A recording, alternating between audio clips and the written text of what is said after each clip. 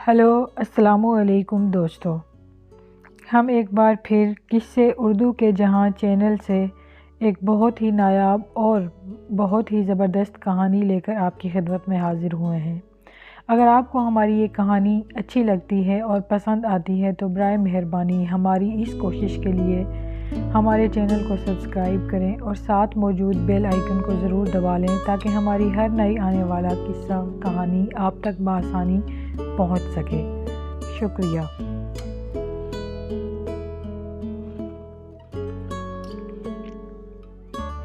بعض اوقات ایسا بھی ہوتا ہے کہ موسم کی شدت کاروبار زندگی کو مفلوج کر کے رکھ دیتی ہے۔ دل یہی چاہتا ہے کہ گھر سے باہر قدم نہ نکالیں، جو ہوتا ہے ہو جائے، سوچ کر انسان کسی گوشہ عافیت میں دبک کر بیٹھ جائے، لیکن میرے پیشے کے تقاضے ایسی منمانی اور تن آسانی کی اجازت نہیں دیتے۔ فرض کی راہ میں ہر رکاوٹ اور مشکل کو توڑ کر آگے بڑھنا پڑتا ہے۔ موسم سرما کی ایک ٹھنڈی ٹار صبح تھی۔ جہاں تک مجھے یاد پڑتا ہے جنوری کا پہلا یا دوسرا ہفتہ تھا۔ ان دنوں سردی اپنے عروج پر ہوتی ہے اور اس سال تو موسم سرما بڑی آن بان سے وارد ہوا تھا۔ اب تو اکتوبر کے آغاز ہی سے فضا میں ٹھنڈک رچ بس گئی تھی۔ آثار و اتوار سے یہی لگتا تھا کہ اس بار موسم سرما مارچ تک کھنچا چلا جائے گا۔ اس حوالے سے جنوری کا وسط بہت ہی شدید ہو گیا تھا۔ رگوں میں خون منجمد ہونے کر دینے والی سردی نے کاروبار حیات کے ساتھ ہی حواس اور احساسات کو بھی معطل کر کے رکھ دیا تھا۔ جیسا کہ میں پہلے ذکر کر چکا ہوں، میرا پیشہ ان حالات میں کسی بھی نرمی اور سستی کی اجازت نہیں دیتا، لہٰذا میں اس برفیلی صبح بھی حسب معمول تیار ہوا اور اپنی سیٹ پر جا بیٹھا۔ اگلے ہی لمحے حوالدار نبی جان میرے کمرے میں آ گیا۔ ان کے چہرے پر کھمبرتا دیکھ کر میں چونک اٹھا۔ اس سے پہلے کہ میں اس سے کوئی استفسار کرتا، وہ اضطراری لہجے میں بولا، ملک صاحب، اچھا ہوا آپ آ گئے، ورنہ میں تو آپ کے کوارٹر کی طرف آ رہا تھا۔ کیوں بھی؟ میں پوری طرح حوالدار کی جانب متوجہ ہو گیا۔ خیریت تو ہے نا؟ خیریت نہیں ہے جناب، وہ تشویش بھرے لہجے میں بولا۔ میں نے گہری سنجیدگی سے پوچھا، آخر ہوا کیا ہے؟ ایک عورت قتل ہو گئی ہے جناب، نبی جان نے انکشاف انگیز لہجے میں بتایا۔ کون عورت؟ میں سیدھا ہو کر بیٹھ گیا۔ یہ قتل کہاں کس جگہ ہوا ہے؟ عورت کا نام عابدہ بتایا جاتا ہے، حوالدار نے وضاحت کرتے ہوئے بتایا۔ اس کی لاش ادھر بیری والے کنویں کے پاس پڑی ہے۔ بیری والا کنواں؟ میں سوچنے لگا اور میں نے پرسوچ انداز میں کہا، وہ کنواں جو ریلوے لائن کے اس پار کھیتوں میں ہے؟ جی ہاں، اسی کنویں کی بات کر رہا ہوں، وہ تصدیقی انداز میں بولا۔ میں ان دنوں قصبہ رائے پور کے تھانے میں تعینات تھا اور یہاں میری تعیناتی کو ابھی صرف 3 ماہ ہوئے تھے، لہٰذا میں دعویٰ کرنے کی پوزیشن میں نہیں تھا کہ میں اس علاقے اور وہاں بسنے والے لوگوں سے اچھی طرح واقف ہوں۔ یہ قصبہ دراصل ایک سڑک اور ریلوے لائن کے بیچ واقع تھا۔ ہمارا تھانہ سڑک کے کنارے بس اسٹاپ کے ساتھ تھا۔ ریلوے لائن کی دوسری طرف سر شاداب کھیتوں کا ایک وسیع عریض سلسلہ تھا۔ ریلوے لائن سے ایک کچی پگڈنڈی کھیتوں کی سمت جاتی تھی۔ کنواں اس پگڈنڈی کے ساتھ تھوڑے سے فاصلے پر واقع تھا۔ میں نے حوالدار نبی جان کی آنکھوں میں دیکھتے ہوئے سوال کیا، یہ عورت کے قتل کی اطلاع کون لے کر آیا ہے؟ حوالدار نے ٹھوس انداز میں جواب دیا، اس بندے کا نام مرتضیٰ ہے، ابھی تھوڑی دیر پہلے ہی واپس گیا ہے۔ مرتضیٰ اسی قصبے کا رہنے والا ہے۔ اس کا گھر مقتولہ عورت کے گھر کے نزدیک ہی ہے۔ مرتضیٰ کے گھر میں کوئی مسئلہ ہے، اس لیے وہ فوراً واپس چلا گیا۔ میں نے گہری سنجیدگی سے کہا، مرتضیٰ نے مقتولہ عورت کے بارے میں اور کیا کیا بتایا؟ اس عورت کا نام عابدہ ہے، نبی بخش نے جواب دیا۔ عمر 30 کے قریب ہے اور وہ ایک شادی شدہ عورت تھی۔ اس کی ایک 4 سالہ بچی بھی ہے۔ مقتولہ کا خاوند ملک سے باہر گیا ہوا ہے۔ میں نے پوری توجہ سے نبی جان کی بات سنی اور اس کے خاموش ہونے پر پوچھا، کیا ASI سکندر علی آ چکا ہے؟ نہیں جناب، حوالدار نے نفی میں گردن ہلائی۔ وہ آج ذرا دیر سے آئے گا، اس کا بچہ کل سے بیمار ہے، وہ رات جاتے ہوئے مجھے بتا کر گیا تھا۔ ASI سکندر علی کی رہائش اسی قصبے میں تھی، چنانچہ اگر تھانے میں کس قسم کی ایمرجنسی نہ ہوتی تو وہ رات کو اپنے گھر چلا جایا کرتا تھا۔ مجھے پتہ تھا کہ وہ ایک شادی شدہ شخص ہے اور اس کا ایک بیٹا بھی ہے، لیکن یہ بات میرے علم میں نہیں تھی کہ سکندر علی کا بیٹا ساجد بیمار ہے۔ میں نے حوالدار سے مخاطب ہوتے ہوئے کہا، نبی جان 10-15 منٹ میں نکلنے کی تیاری کر لو، تم میرے ساتھ وقوعے پر جاؤ گے۔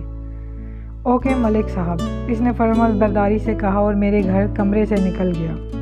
نبی جان اپنی قد بت اور جسامت ساخت سے پولیس والا نظر نہیں آتا تھا۔ گھر کوئی اسے یونیفارم کے بغیر دیکھتا تو اسے یقین نہ آتا کہ وہ پولیس والا ہے بلکہ حوالدار ہے، لیکن نبی جان اپنے کام کا ماہر اور بڑا ہی مستعد پولیس اہلکار تھا۔ مجھے اس تھانے میں تعینات ہوئے لگ بھگ 3 ماہ ہوئے تھے اور اس عرصے میں کے دوران یہ پہلی سنگین واردات جو میرے ہاتھ لگی تھی، ورنہ اب تک تو چھوٹے موٹے جھگڑے اور چوری چکاری کے کیس ہی نمٹانے کا موقع ملا تھا۔ قتل کی اس واردات کا سن کر میرے رگ و پے میں سنسنی سی دوڑ گئی اور مجھے امید تھی کہ اس معاملے میں ہاتھ پاؤں کھولنے کا خوب موقع ملے گا۔ اس وقت میرا ذہن برق رفتاری سے مصروف عمل تھا۔ جیسے ہی نبی جان نے تیاری کی اطلاع دی، ہم دونوں تھانے سے نکل کر جائے وقوعہ کی سمت روانہ ہو گئے۔ ہمیں جائے وقوعہ پر پہنچنے میں بمشکل 10 منٹ لگے ہوں گے۔ اس کنویں کو بیری والا کنواں اس لیے کہا جاتا تھا کہ وہ ایک قدیم اور کنگ سائز بیری کے نیچے واقع تھا۔ بیری کے درخت کی بہت سی شاخیں مذکورہ کنویں کے اوپر سائے کیے ہوئے تھی۔ جب میں حوالدار نبی جان کی ہمراہی میں موقع واردات پر پہنچا تو وہاں درجن بھر افراد کو موجود پایا۔ ان کا تعلق اسی گاؤں سے تھا۔ پولیس کو وہاں دیکھا تو ادھر ادھر ہو گئے۔ میں فوراً عورت کی لاش کے قریب چلا گیا اور بغور اس کا معائنہ کرنے لگا۔ وہ کنویں کے منڈیر کے ساتھ ہی کچھ زمین پر آڑی ترچھی پڑی ہوئی تھی۔ پہلی ہی نظر میں مجھے یقین ہو گیا کہ زندگی اس سے روٹھ کر بہت دور جا چکی ہے۔ میں نے مقتولہ کی عمر کا اندازہ 28 اور 30 کے درمیان لگایا۔ وہ بالشبہ ایک حسین و جمیل عورت تھی، لیکن ان لمحات میں اس کی خوبصورتی اور رعنائی ماند پڑ چکی تھی۔ اس کے بدن پر سرخ رنگ کا نیل کا لباس تھا جس پر چھوٹے چھوٹے سیاہ پھول بنے ہوئے تھے۔ پاؤں میں بند جوتی تھی جس کا رنگ سیاہ تھا۔ اس کی لاش کے قریب ہی گہرے رنگ کی ایک گرم شال پڑی نظر آ رہی تھی۔ یہ شال موت کے منہ میں جانے سے قبل یقیناً اس نے اوڑھ رکھی تھی۔ مقتولہ کے ایک ہاتھ میں پیلے رنگ کی چوڑیاں تھیں اور 2-3 چوڑیاں ان میں سے ٹوٹ کر لاش کے قریب پڑی ہوئی تھیں۔ اس کے لباس اور زمین پر گرنے کے انداز سے ظاہر ہوتا تھا کہ اپنی زندگی کے آخری لمحات میں موت سے لڑتے ہوئے اس نے بڑی جدوجہد کی تھی۔ اس کا لباس جگہ جگہ سے گرد آلود ہو رہا تھا۔ میں عابدہ کی لاش کے قریب زمین پر بیٹھا اور بڑی باریکی سے اس کی گردن کا جائزہ لینے لگا۔ اس کی گردن کی حالت کسی نارمل گردن سے بہت مختلف دکھائی دے رہی تھی اور پہلی ہی نگاہ میں مجھے یہ سمجھنے میں کوئی دقت نہ ہوئی کہ اس گردن کو دبا کر عابدہ نامی اس عورت کو موت کے گھاٹ اتارا گیا ہے۔ میں نے اس بات کا بھی بخوبی اندازہ لگا لیا کہ مقتولہ کی گردن دبانے کے لیے کسی مضبوط رسی وغیرہ کا استعمال کیا گیا تھا۔ گردن کے اوپر رسی کے مخصوص دباؤ کے واضح اثرات دیکھے جا سکتے تھے۔ لاش کے تفصیلی معائنے کے بعد میں اٹھ کھڑا ہوا اور پھر حوالدار سے مخاطب ہوتے ہوئے کہا، نبی جان، تم جائے وقوعہ کے گرد و پیش کا اچھی طرح جائزہ لو۔ جو حکم ملک صاحب۔ یہ کہتے ہوئے وہ اپنے کام میں جٹ گیا۔ میں وہاں موجود لوگوں کی طرف متوجہ ہو گیا اور انہیں مخاطب کرتے ہوئے پوچھا، تم میں سے اس بد نصیب کا رشتہ دار کون ہے؟ ہمارے آنے سے پہلے وہ لوگ عورت کی لاش کے قریب جمع تھے، مگر ہمیں دیکھتے ہی وہ کنویں سے دور ہٹ گئے تھے۔ میری پکار پر 50-55 سال کا ایک شخص آگے بڑھا اور ٹوٹے ہوئے لہجے میں بولا، میرا نام وزیر علی ہے، میں عابدہ کا سسر ہوں جی۔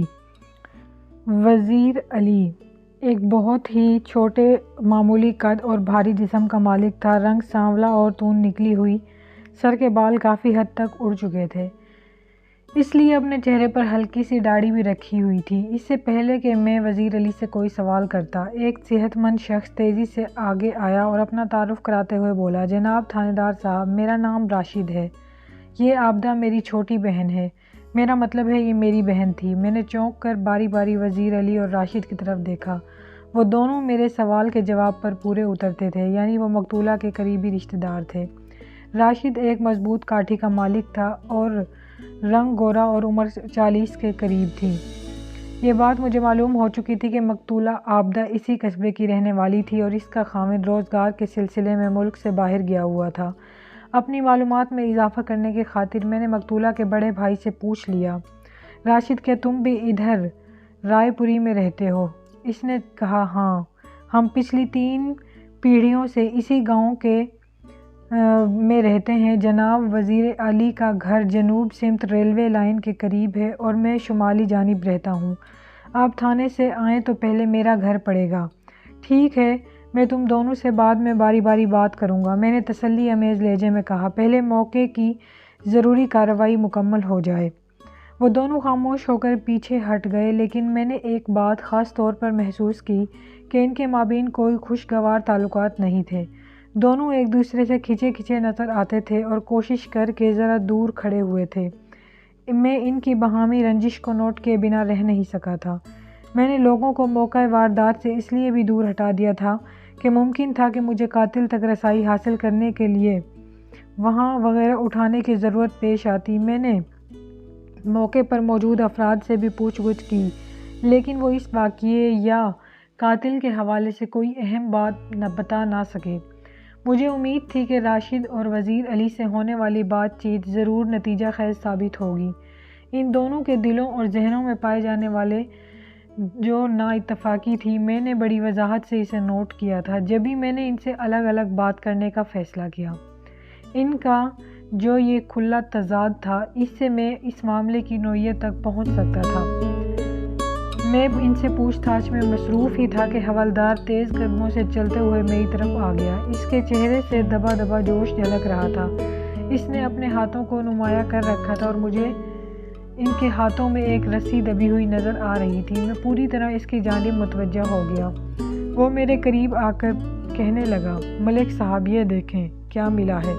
یہ کہتے ہوئے اس نے رسی میری طرف بڑھائی۔ وہ ایک بٹی ہوئی رسی تھی جو عام طور پر چارپائی وغیرہ کے لیے استعمال کی جاتی ہے۔ ہلکے بھورے رنگ کی اس رسی کی لمبائی میرے انداز کے مطابق 9 یا 10 گھرا رہی ہوگی۔ تقریباً 20-22 انچ میں مقتولہ کی گردن کا تفصیلی جائزہ لے چکا تھا، لہٰذا اس رسی کو دیکھتے ہی میرے ذہن میں ایک جھمکا سا ہوا اور پہلا خیال یہی ابھرا کہ عابدہ کا گلا اس رسی کی مدد سے دبایا گیا ہوگا۔ یہ میرا ایک فوری تاثر تھا، حالانکہ نبی جان اس حوالے سے کوئی بات نہیں کی تھی، تاہم میرے اس تاثر کے قیام میں حوالدار کے جوش و جذبے کا لفظ شامل تھا۔ مجھے یقین تھا وہ بھی میرے ہی انداز میں سوچ رہا تھا۔ میں نے اس رسی کو ہاتھ میں لیا اور اپنے ہاتھوں میں گھما کر نبی جان سے پوچھا، یہ تمہیں کہاں سے ملی ہے؟ جناب یہ کنویں کی پرلی طرف ملی ہے۔ یہ بتاتے ہوئے میں نے ریلوے لائن کی جانب اشارہ کیا۔ کھیتوں میں لگ بھگ 20 فٹ کے فاصلے پر پڑی تھی۔ وہ جو کچا راستہ ریلوے لائن کی سمت سے کھیتوں میں آتا تھا، اس کی طرف یہ پڑی تھی۔ وہ کھیتوں کے درمیانی حصہ تھا، یعنی کنویں سے دور۔ اس زمانے میں فنگر پرنٹس اٹھانے کا رواج نہیں تھا۔ یوں سمجھیں کہ رواج عام نہیں ہوا تھا اور کوئی پولیس افسر کسی طرح بھی کوشش کر کے یہ کام سر انجام دے نہیں سکتا تھا، تو عدالت اس کی اگر دے بھی ڈالتا تو عدالت اس کی کارکردگی کو بہت زیادہ اہمیت نہیں دیتی تھی جیسا کہ آج کل دی جاتی ہے۔ اس ثبوت کو سرسری انداز میں لیا جاتا تھا، لہٰذا تفتیشی افسر فنگر پرنٹس کے بکھیڑوں میں پڑنا ضروری نہیں سمجھتا تھا۔ میں نے حوالدار کے ذہن کا احوال جاننے کی کوشش کی۔ نبی جان کیا تمہارے خیال میں یہ رسی ایک آلہ قتل کی حیثیت کی حامل ہو سکتی ہے؟ نبی جان نے کہا، بالکل ٹھیک کہا آپ نے۔ وہ سرسراتی ہوئی آواز میں بولا، میں تو اسی انداز میں سوچ رہا ہوں کہ کسی نے مقتولہ کی گردن کی حالت اگر دیکھی ہے تو جیسے وہ رسی سے ہی دبائی گئی ہے۔ بڑی اچھی طرح دیکھی ہے نبی جان، میں نے نبی جان سے کہا۔ وہ معنی خیز انداز میں مسکرا کر رہ گیا۔ میں نے آئندہ چند منٹ میں حوالدار کی مدد سے جائے وقوع کا نقشہ تیار کیا، پھر اس کنویں کے آس پاس کا وہ حصہ جہاں سے قاتل کے سراغ کے سلسلے میں کچھ مل سکتا تھا۔ اس مقصد کے لیے میں نے کھونٹے سے رسی منگا کر مطلوبہ حصے کے گرد ایک رسی سی کھینچ دی۔ اس کام سے فارغ ہونے کے بعد میں نے مقتولہ کی لاش کو سرکاری ہسپتال بھجوانے کا بندوبست کیا اور اس کے ورثاء کی جانب متوجہ ہو گیا۔ وزیر علی اور راشد دونوں ہی ایسی پارٹیاں تھیں جن سے پوچھ گچھ کے نتیجے میں کوئی ایسی بات سامنے آ سکتی تھی جو قتل کے اس کیس کو حل کرنے میں مددگار ثابت ہو سکتی تھی۔ جیسا کہ میں نے پہلے ذکر کیا ہے، یعنی پہلے میں بتا چکا ہوں کہ میں نے ان دونوں افراد کے درمیان اچھی طرح تناؤ محسوس کیا تھا۔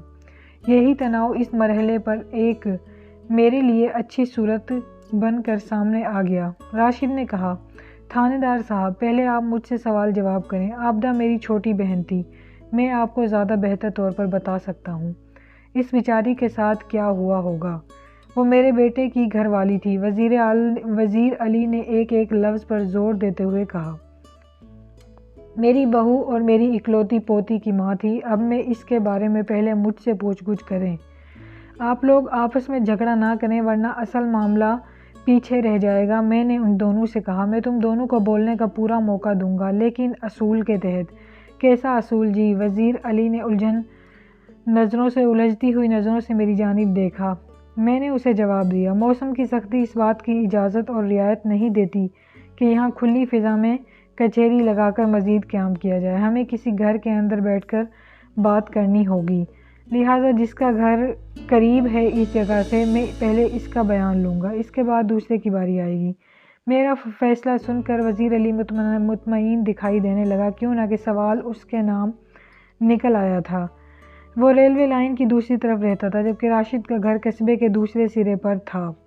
وہ اس فیصلے پر برا سا منہ بنا کر رہ گیا، تاہم کچھ کہا نہیں۔ میں نے اس سے مخاطب ہوتے ہوئے کہا، راشد، مجھے پوری طرح اس بات کا احساس ہے کہ یہ سانحہ تمہارے لیے کتنا تکلیف دہ ہے۔ میں تمہارے دکھ درد میں برابر کا شریک ہوں۔ تم اطمینان سے اپنے گھر جاؤ، میں وزیر علی سے فارغ ہو کر سیدھا تمہارے پاس آتا ہوں۔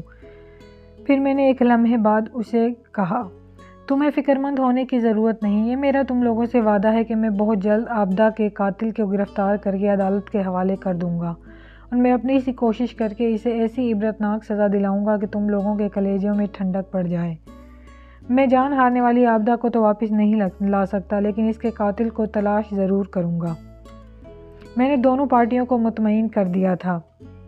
میں نے حوالدار کے ساتھ مقتولہ کی لاش کو سرکاری ہسپتال روانہ کر دیا۔ اس وقت میں اکیلا ہی تھا۔ نبی جان ہسپتال سے فارغ ہونے کے بعد سیدھا تھانے آ جاتا۔ میں وزیر علی کے گھر کی طرف روانہ ہوا۔ ریلوے لائن اس گھر کے درمیان تھی۔ وزیر علی کے گھر ہم پہنچے۔ وزیر علی کا گھر ایک روایتی کچا مکان تھا۔ ریلوے لائن کی طرف پائے جانے والے اکثر مکانات آگے چھوٹے موٹے باغیچے اور سبزیوں وغیرہ کی کیاریاں بنی دکھائی دیتی تھی۔ دیہات کے لوگ تھے، بہت سی اشیاء ضرورت میں خود کفیل ہوتے ہیں اور گنتی کی چیزیں انہیں خریدنا پڑتی ہیں۔ سکون سے مجھے اس راستے میں پتہ چل چکا تھا کہ وزیر علی ایک دکاندار ہے۔ قصبے کے مین بازار میں اس کی پرچون کی دکان تھی۔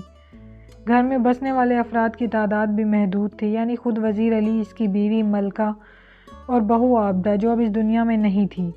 عابدہ کی 4 سالہ بیٹی فاخرہ اور بس وزیر علی کا اکلوتا بیٹا مشتاق، جو روزگار کے سلسلے میں پاکستان سے باہر تھا۔ وزیر علی نے بتایا کہ وہ عراق میں ہے اور کسی میکینیکل فرم میں کام کرتا ہے۔ وزیر علی نے مجھے اپنے گھر کی بیٹھک میں بٹھایا۔ اس کی بیوی ملکہ بھی وہیں آ گئی۔ فاخرہ اپنے ہم عمر بچوں کے ہمراہ کھیل رہی تھی۔ وہ حقیقت نہیں جانتی تھی، اس سے آگاہ نہیں تھی۔ ملکہ کی عمر 50 کے آس پاس نظر آتی تھی۔ ملکہ اور وزیر علی عابدہ کی موت پر غمزدہ نظر آتے تھے۔ میں نے پہلے ان سے تعزیت کی اور پھر انہیں یقین دلایا کہ میں قاتل کو ڈھونڈ لوں گا۔ ملکہ نے بھری ہوئی آواز میں کہا، سمجھ نہیں آ رہا کہ عابدہ کو کس نے قتل کیا ہے۔ سمجھ میں آ جائے گا، میں نے ٹھہرے ہوئے لہجے میں کہا۔ پہلے اس بات کا پتہ چلانا ہوگا کہ آپ لوگوں کی بہو کنویں تک پہنچی کیسے۔ وہ اپنی مرضی سے گئی یا اسے زبردستی وہاں لے جایا گیا؟ وہاں کس سے ملنے گئی تھی؟ میں نے لمحاتی تعارف کر کے ایک گہرا سانس لیا۔ یہ اور اسی طرح کے دیگر سوالات جواب آپ مجھے دیں گے، کیوں نہ کہ مقتولہ آپ کے پاس آپ کے گھر میں رہتی تھی۔ میں بڑی بڑی قسمیں کھانے کو تیار نہیں ہوں تھانے دار صاحب، وزیر علی بھیگی ہوئی آواز میں کہا۔ میرے دماغ میں کچھ نہیں آ رہا، یہ سب کیا اور کیسے ہو گیا۔ ایک بات تو طے ہے کہ آپ کی بہو کو گلا دبا کر موت کے گھاٹ اتارا گیا ہے، میں نے گہری سنجیدگی سے کہا۔ اس کی گردن کی حالت تم نے بھی دیکھی ہے۔ وزیر علی لاش دیکھ چکا تھا۔ میں نے ایک مرتبہ پھر لمحے کی خاموشی اور اپنی بات کو مکمل کرتے ہوئے کہا، آپ لوگ مجھ سے تعاون نہیں کریں گے تو اس کیس کا کوئی نتیجہ سامنے نہیں آئے گا۔ میں نے راشد کے تیور دیکھے ہیں، وہ آپ لوگوں سے خاصا خفا نظر آتا ہے۔ یہ نہ ہو کہ اس کا کوئی بیان آپ کو کسی بڑی مصیبت میں مبتلا کر دے، لہٰذا میں نے تھوڑے توقف کے بعد کہا، لہٰذا بہتر یہی ہے کہ آپ مجھ سے کچھ نہ چھپائیں، حقیقت سے آپ لوگ پہلے ہی واقف ہیں، مجھے آگاہ کر دیں۔ مجھے اگر راشد کی بات بڑی توجہ سے سننا پڑے گی، اس کی بات پر کان دھرنا پڑیں گے۔ میرے انداز میں ایک خاص دھمکی چھپی ہوئی تھی۔ وہ مجھے بھول کر پریشان نظروں سے ایک دوسرے کو دیکھنے لگے۔ وہ خود کو کسی بڑی مصیبت میں گھرا محسوس کر رہے تھے۔ میں فیصلہ نہ کر سکا کہ وہ کوئی اہم بات مجھ سے چھپانے کی کوشش کر رہے تھے یا پھر انہیں واقعی کسی بات کا علم نہیں تھا۔ انہیں فکر مند اور الجھا ہوا دیکھا تو میں اٹھ کھڑا ہوا، پھر گہری سنجیدگی سے کہا، میں مقتولہ کے کمرے کا معائنہ کرنا چاہتا ہوں۔ وزیر علی کھڑے ہوتے ہوئے، آپ میرے ساتھ آئیں۔ میں اس کے پیچھے چل پڑا۔ وزیر علی کا گھر لگ بھگ 5 مرلے زمین پر تھا۔ وہ کمرہ اپنے اندرونی ماحول اور اشیاء کے حوالے سے بالکل ویسا ہی تھا جیسا کہ گاؤں یا دیہات کے گھروں کے کمرے میں ہوا کرتا ہے۔ وزیر علی، کیا یہ تمہارا بیٹا مشتاق ہے؟ کیونکہ وہاں ان کی ایک تصویر لگی ہوئی تھی۔ آپ نے بالکل ٹھیک پہچانا تھانے دار صاحب، وہ فوٹو ان کی شادی کے فوراً بعد کی ہے۔ یہ اس وقت تک فاخرہ پیدا نہیں ہوئی تھی اور مشتاق کو عراق گئے ہوئے لگ بھگ 3 سال ہو گئے ہیں۔ میں نے پھولے ہوئے گالوں والے مشتاق کی تصویر کو گھورتے ہوئے کہا، میرے محتاط انداز کے مطابق مشتاق ایک پختہ قد اور فربا شخص ہونا چاہیے۔ وزیر علی میرے سوال کے جواب میں بتایا، جی ہاں۔ جب مشتاق کو ملک سے باہر جانے کا موقع مل گیا، میں نے اس پر زور دیا کہ وہ اس موقع سے فائدہ اٹھائے۔ اس کے بعد وزیر علی نے بتایا، یوں جب فاخرہ 1 سال کی تھی تو مشتاق عراق چلا گیا اور اسے 3 سال ہو گئے ہیں۔ کیا ان 3 سالوں میں تمہارا بیٹا ملنے کے لیے پاکستان آیا؟ میں نے وزیر علی سے پوچھا۔ اس نے جواب دیا، نہیں، ان 3 سالوں میں ہم سے ملنے کے لیے ایک مرتبہ یہاں نہیں آیا۔ وہ دراصل 5 سال کے لیے گیا تھا کہ میں اتنا پیسہ جمع کر لوں کہ واپس آ کر کاروبار کر لوں گا اور کوئی مسئلہ نہیں ہوگا۔ لیکن اس واقعے کے بعد تو مشتاق کو پاکستان آنا ہی پڑے گا۔ میں آج یا کل کسی وقت ڈاک خانے جا کر مشتاق کو ٹیلی گرام بھیجتا ہوں۔ وزیر علی بہت پریشان تھا اور وہ اس قتل سے مکمل طور پر ہل گیا تھا۔ وزیر علی، جو تمہارا بیٹا جس عراقی میکینیکل فرم میں کام کرتا ہے، تمہیں اس کا نام پتہ تو معلوم ہوگا؟ جی بالکل ہے، وہ جلدی سے بولا۔ میں نے مشتاق کے سارے خط سنبھال کر رکھے ہوئے ہیں۔ شروع کے خطوط میں اس نے اپنی کمپنی کے بارے میں بڑی تفصیل سے لکھا ہے۔ کمپنی کا نام، ایڈریس، فون نمبر وغیرہ سب ہے میرے پاس محفوظ۔ شاباش، میں نے تسلی بخش لہجے میں کہا، تم مجھے اس کی فرم کا نام اور ٹیلی فون نمبر لکھوا دو۔ میں ہیڈ کوارٹر سے یا ایس پی صاحب کے دفتر سے تمہارے بیٹے کو فون کر کے یہاں کے حالات سے آگاہ کر دوں گا۔ ٹیلی گرام وغیرہ کی ضرورت پیش نہیں آئے گی۔ اس نے مجھے شکریہ جیسی نظروں سے دیکھا لیکن زبان سے کچھ نہیں کہا۔ میں نے ٹھہرے ہوئے لہجے میں کہا، وزیر علی، میں ایک مرتبہ پھر نرمی سے پوچھ رہا ہوں، اگر تم اپنی بہو کو پیش آنے والے واقعے کے بارے میں ذرا۔ وزیر علی کہنے لگا کہ تھانے دار صاحب، آبدہ کا تو کوئی دشمن نہیں تھا۔ وہ وہاں کنویں تک کیسے گئی اور کس نے اس کی گردن دبائی، پتہ نہیں۔ وزیر علی، میں نے تمہاری بہو کی موت کے گھاٹ اتار دیا گیا ہے کسی نے۔ مجھے نہیں لگتا کہ یہ کسی دوست کا کارنامہ ہے، یقیناً یہ کسی دشمن نے کیا ہے، اور اگر تمہیں پتہ ہو یا نہ پتہ ہو کہ یہ کس نے کیا ہے۔ میں نے اپنے جملے کو ادھورا چھوڑا اور پھر وزیر علی کی طرف دیکھا۔ مجھے یہ لگتا ہے کہ تمہاری بہو اپنی مرضی سے کنویں تک پہنچی ہے، میں نے گہری سنجیدگی سے کہا، اکیلی یا کسی کے ہمراہ۔ اس حقیقت کا بہت جلد پتہ چل جائے گا۔ میں نے جائے وقوع کو محفوظ کر دیا ہے اور کھوجی کی مدد سے جب کھرا اٹھایا جائے گا تو صاف پتہ چل جائے گا کہ پچھلی رات وہاں کس شخص کے فٹ پرنٹ پہنچے تھے۔ پھر دودھ کا دودھ اور پانی کا پانی الگ ہو جائے گا۔ میں یہ جاننے میں کامیاب ہو جاؤں گا تمہاری بہو کب، کیسے اور کیوں بیری والے کنویں پر گئی۔ میری ان سنگین باتوں نے اس کی پریشانی میں کئی گنا اضافہ کر دیا۔ وہ گھبرائے ہوئے لہجے میں بولا، سونا رب خیر کرے گا۔ میں نے کہا، سونا رب تو ہمیشہ خیر ہی کرتا ہے وزیر علی، لیکن یہ انسان بڑا ظالم اور فتنہ پرور ہے۔ اسے کسی کروٹ چین نہیں آتا، نت نئے ہنگامے کھڑا کرتا ہے۔ مجھے ایسا لگتا تھا کہ جیسے وزیر علی کو کسی بات کا اس واردات کے بارے میں علم ہے، لیکن وہ اسے بتا نہیں رہا۔ یا تو اسے اس کی سنگینی کا علم نہیں تھا یا پھر وہ دانستہ طور پر اسے چھپانے کی کوشش کر رہا تھا اور غلط بیانی سے کام لے رہا تھا۔ سیدھے الفاظ میں کہوں تو وہ جھوٹ بول رہا تھا۔ لیکن یا وہ اس جرم کی پردہ پوشی کر رہا تھا؟ میں نے اسے کریدنے کی کوشش کرتے ہوئے عام سے لہجے میں کہا، تمہارا اور تمہاری بیوی کا نام کچھ عجیب سا نہیں ہے؟ عجیب سا کیوں؟ وہ حیرت بھری نظروں سے مجھے دیکھنے لگا۔ میں نے مذاق کے رنگ میں کہا، بیوی ملکہ اور شوہر وزیر۔ تمہیں یہ کیسا لگتا ہے کہ وزیر کی بیوی ملکہ ہو؟